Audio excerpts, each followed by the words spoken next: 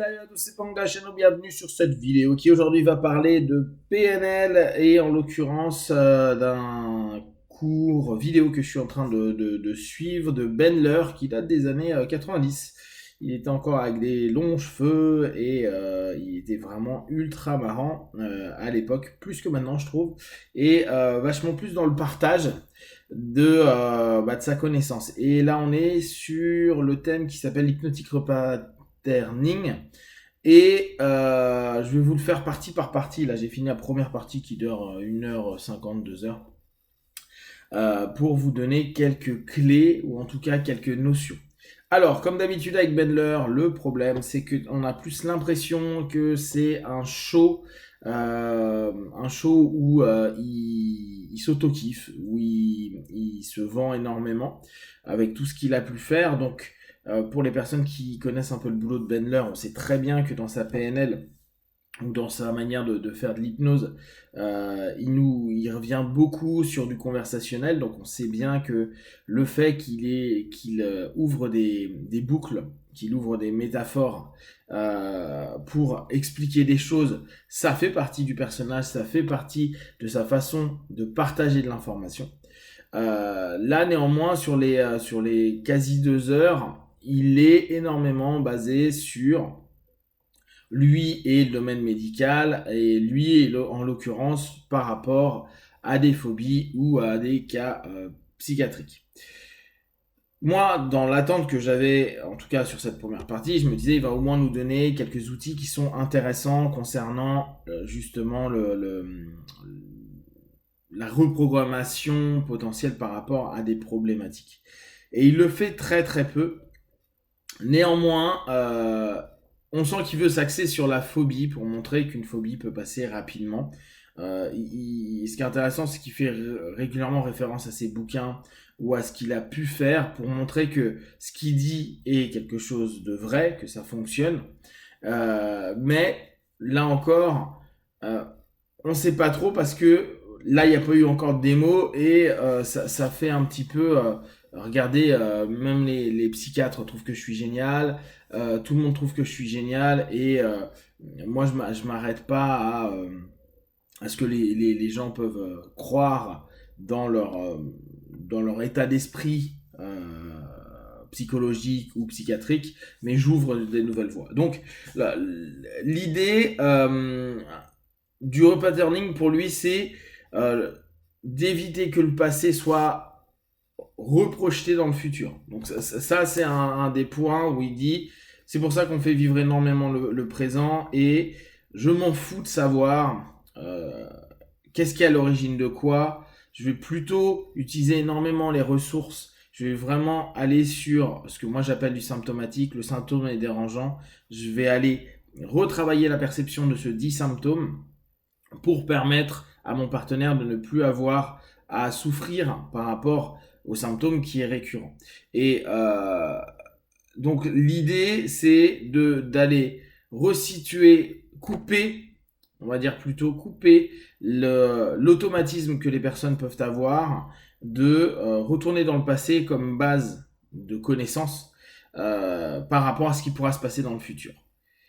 Chose qui a du sens, c'est pas pourquoi je vais mal, c'est ok, il peut y avoir quelque chose qui a été traumatique, je vais couper à ce niveau-là avec des choses très simples. Hein. Là, il utilisait des submodalités et des ruptures de pattern avec le rire, donc avec des blagues qu'il était en train de raconter, pour que la perception de cet élément traumatique ou problématique du passé qu'on a l'habitude de reprojeter dans le futur, puisse éviter d'avoir le même type d'ancrage. Donc il désamorce l'ancrage et il propose un ancrage plus positif. Donc il y a désamorcer l'ancrage du passé, la perception du passé au travers de techniques simples, donc submodalité et ou rupture de pattern au travers du rire, et création de ressources pour potentialiser perception vers le futur ou association de cette pensée-là vers un futur plus positif ou en tout cas moins problématique.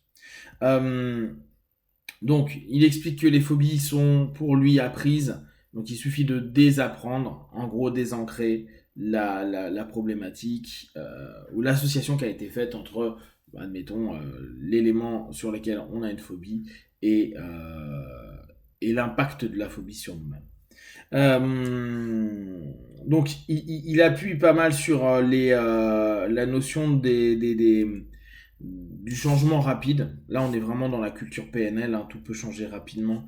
Et il donnait des exemples intéressants. Il disait, regardez, il y a des moments, il faut une phrase à un compositeur ou à quelqu'un qui fait du dessin pour que parfois il ait une idée, que ça jaillisse. Et lui qui était sur une feuille blanche à un moment donné, hop, commence à écrire, commence à dessiner, etc. etc.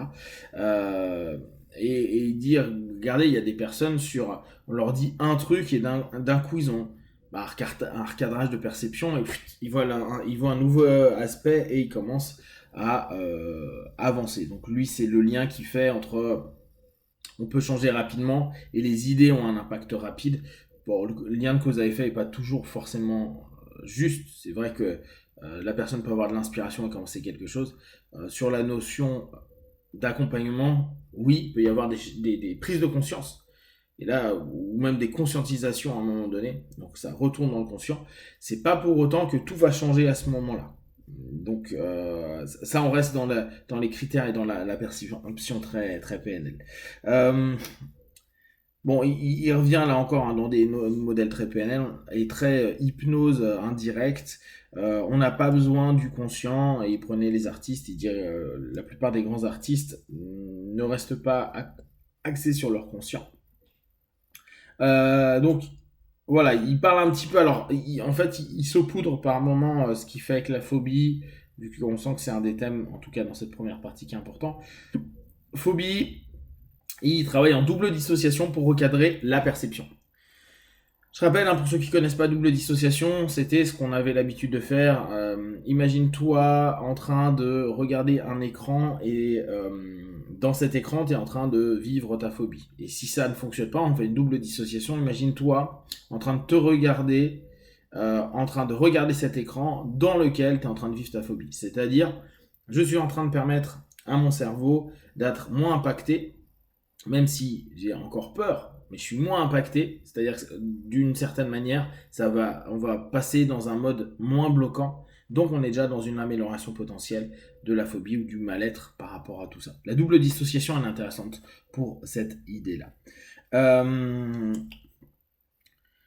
Oui, alors un des trucs que j'ai trouvé marrant et qui parfois je trouve contraste avec tout ce qu'il dit, il dit, pour moi l'important c'est de comprendre le pattern subconscient et de le ramener au conscient pour le recadrer, le réintégrer pour que le conscient, la personne, puisse en gros, alors là c'est avec mes mots à moi, mais avoir des décisions au moment où il y a cette prise de conscience, ou on va dire conscientisation, retour vers le conscient. Donc ça c'est un des points intéressants. Il va pas dans le passé, mais il va dans le subconscient pour ramener cette notion, qu'on puisse la voir et qu'après on puisse décider ce qu'on en fait.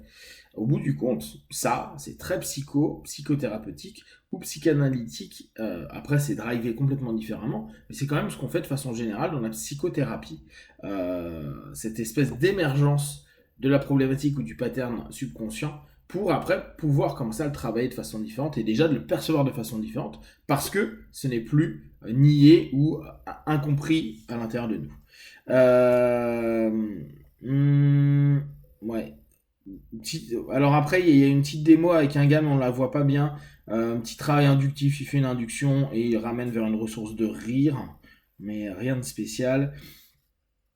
Il travaille énormément pour ses inductions hein, sur tout ce qui est focalisation interne. Il est énormément sur pensez à, focalisez-vous dessus, respirez profondément.